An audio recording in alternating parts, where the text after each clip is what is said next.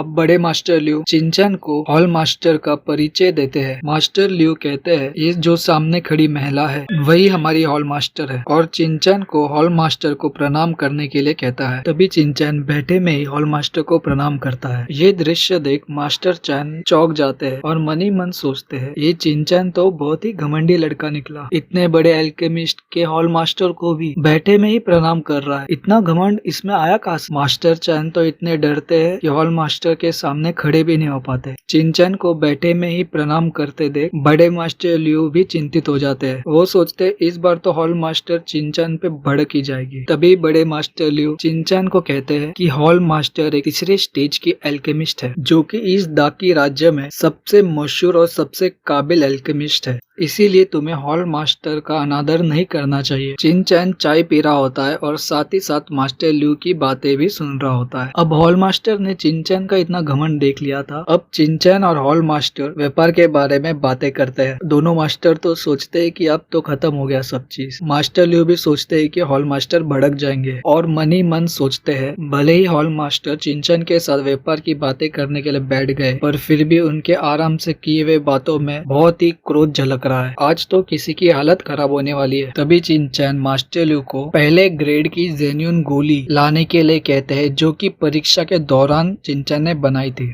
तभी बड़े master Liu गोली लाने के लिए तुरंत प्रस्थान करते हैं और मास्टर लियू उन गोलियों को कुछ ही देर में लेके आ जाते हैं और उन गोलियों को हॉल मास्टर और चिंचैन के सामने रख देते हैं। अब ये ग्रेड 1 की गोलियां देख हॉल मास्टर भी चौंक जाती है। तभी चिंचैन उन गोलियों को हॉल मास्टर की ओर सरका कर हॉल मास्टर को इन गोलियों की परीक्षण करने के लिए कहता है। दोनों मास्टर भी परीक्षा स्थान की ओर रहते हैं, इसीलिए दोनों मास्टर भी उनकी बात सुन रहे होते हैं। तभी हॉल मास्टर इस ग्रेड 1 जेन्यून गोली को निगल लेती है। इस गोली को खाता देख दोनों मास्टर भी चौंक जाते हैं और बड़े मास्टर भी आश्चर्यचकित हो जाते हैं। तभी हॉल मास्टर के शरीर के अंदर से अचानक एक धक्का लगता है और हॉल मास्टर पीछे हट के खड़े हो जाते हैं और ये देख तीनों मास्टर भी हॉल मास्टर की ओर आते हैं और उनसे उनका हालचाल पूछते हैं। मास्टर चिन भी हॉल मास्टर से उनका हालचाल पूछते हैं और ये भी पूछते हैं कि इन गोलियों में कुछ खराबी तो नहीं थी, और अचानक से चिंचैन पर भड़क जाते हैं और कहते हैं ये सब तुम्हारी गलती है, तुम्हारे वजह से हॉल मास्टर की ये हालत हुई। उन दवाइयों से हॉल मास्टर की हालत खराब नहीं हुई थी। तभी चिंचैन समझ गया होता है कि हॉल मास्टर के शरीर के अंदर दवाई की वजह से हॉल मास्टर का शरीर और शक्तिशाली हो गया है। तभी चिंचैन हॉल मास्टर को कहता है कि उसने दवाई बनाने की प्रक्रिया में कुछ फेरबदल किए हैं जिसके वजह से ग्रेड 1 की जेन्यून गोली इतनी प्रभावशाली हो गई है और बहुत सारी सामग्रियों में भी तापमान में बहुत बदलाव हुआ है। अब ये बात सुन हॉल मास्टर खुश हो जाती है क्योंकि चिंचैन ने बनाई हुई जेन्यून गोली प्रभावशाली तो थी पर पिछले जेन्यून गोली से 2 गुना प्रभावशाली थी। अब ये बात सुन मास्टर चैन भी कहते हैं कि जेन्यून गोली को तो पहले से ही बहुत विकसित किया है, फिर इस चिंचैन ने तो उसे और प्रभावशाली कैसे बना दिया। तभी छोटे मास्टर भी सोचते हैं वही सामग्री है पर प्रक्रिया अलग, जिसकी वजह से इतनी खास जेन्यून गोली बन गई, ये तो गजब बात हो गई। अब तीनों मास्टर्स भी चिंचैन की बनाई हुई ग्रेड 1 की जेन्यून गोली खाते हैं और छोटे मास्टर इन तीनों मास्टर्स से पहले चौंक जाते हैं और उन दोनों मास्टर्स को कहते हैं इतनी प्रभावशाली जेन्यून गोली कैसे बन सकती है, ये भी सिर्फ प्रक्रिया में फेरबदल करने पर। तभी मास्टर चैन भी कहते हैं गोली तो एक है पर 2 गोलियों जितना प्रभाव दे रही है। बड़े मास्टर लियू भी मन ही मन सोचते हैं ये गोली तो बहुत ही प्रभावशाली है और बड़े मास्टर लियू कहते हैं कहीं चिंचैन को इसी व्यापार के बारे में तो नहीं कहना था हॉल मास्टर के साथ, और कहते हैं अगर ये गोली बाजार में आ गई तो इस दाकी राज्य के हर एक एल्केमिस्ट के दुकान में एक बहुत बड़ी क्रांति आ जाएगी। अभी भी चिंचैन चाय पीते हुए शांत मन से सबकी बात सुन रहा होता है। तभी सब मास्टर चिंचैन की ओर आते हैं और बड़े मास्टर लियू चिंचैन से पूछते हैं क्या तुम हमें ये गोलियां बेचने के लिए दोगे। तभी चिंचैन कहता है कि उसके पास युंदन गोली की एक रेसिपी है जो कि इस गोली से भी बहुत ही प्रभावशाली है और उन गोलियों को बनाने के लिए सिर्फ 70% सामग्री बाजार से लगेगी। और तभी चिंचैन वो रेसिपी हॉल मास्टर को दे देता है। हॉल मास्टर उस रेसिपी को देखती है, पढ़ती है और उसका जांच पड़ताल भी करती है। बड़े मास्टर लियू भी मन ही मन सोचते हैं कि अगर ये गोलियां हमारी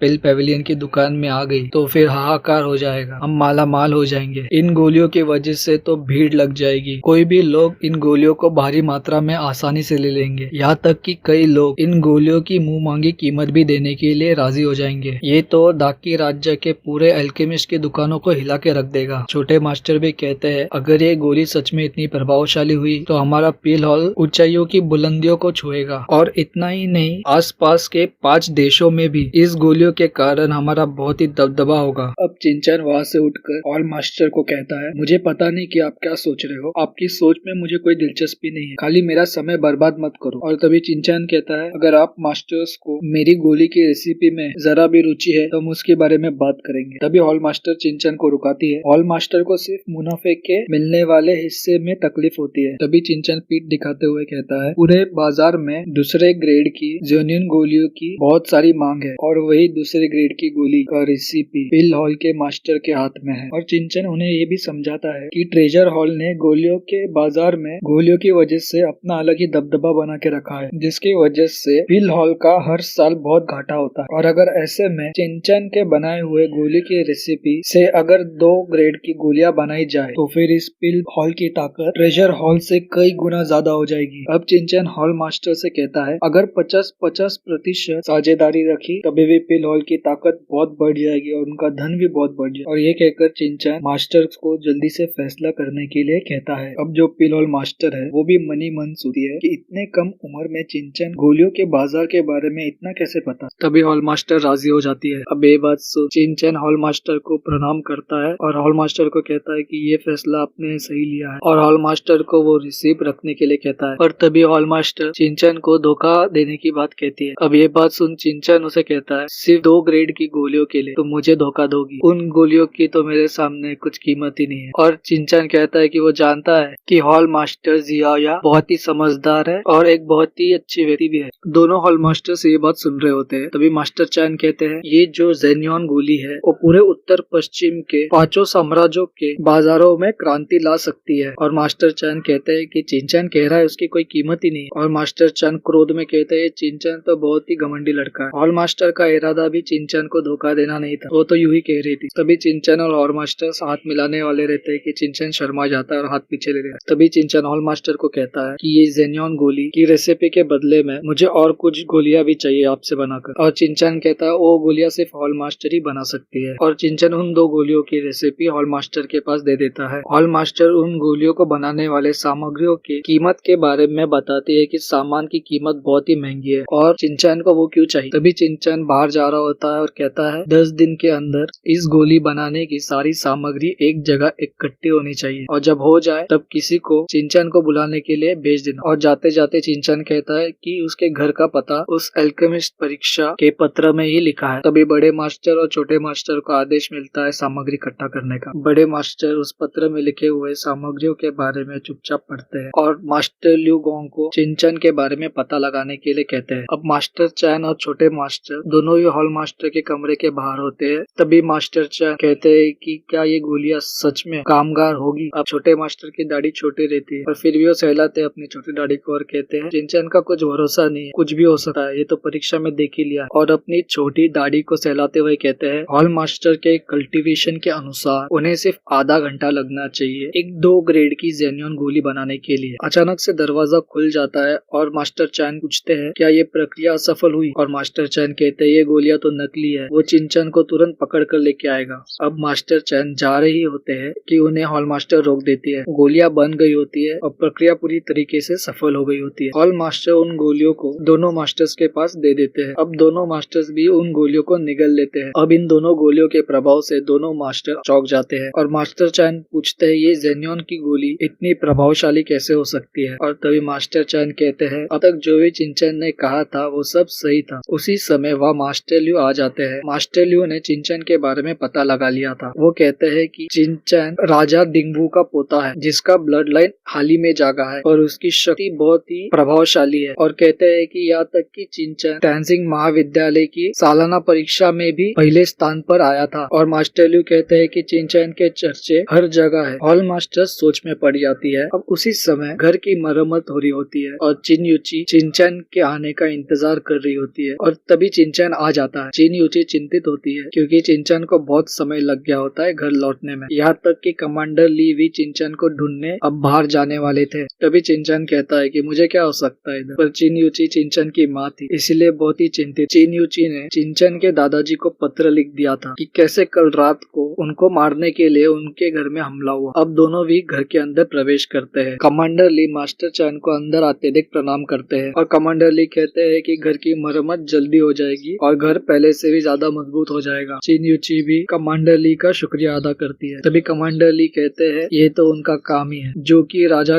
कैंग ने उन्हें करने का आदेश दिया है। और कमांडर ली कहते हैं क्यों ना आप दोनों भी डोंगचैन महल की ओर चले और कहते हैं कि वो जगह बहुत ही सुरक्षित है। तभी चिनचैन कहता है कि वो अपनी माँ की सुरक्षा खुद कर सकता है और दोनों को धन्यवाद करता है। अब चिनचैन कमांडर ली को अपने कमरे में आने के लिए कहता है। कमांडर ली भी चिनचैन को कहते हैं कि वो उपस्थित हो जाएंगे। कमांडर ली अब चिनचैन के कमरे के अंदर प्रवेश कर रहे होते हैं और कमरे के अंदर चिनचैन बैठा हुआ होता है। कमांडर ली कमरे के अंदर पहुंचकर चिनचैन को फिर से प्रणाम करते हैं और चिनचैन से पूछते हैं कि क्यों उन्होंने कमांडर ली को अपने कमरे में बुलाया। तभी चिनचैन कमांडर ली से पूछता है क्या मैंने जो रात को तुम्हें कहा था वो तुम्हें याद है? कमांडर ली कहते हैं हाँ मुझे याद है, आपने मेरिडियंस ठीक करने का वादा किया था। चिनचैन कमांडर ली को अपने बाजू वाले टेबल में बैठने के लिए कहता है और कमांडर ली की हाथ की नस पकड़कर उनकी जांच करता है और ऐसे में हमारे एपिसोड का अंत हो जाता है।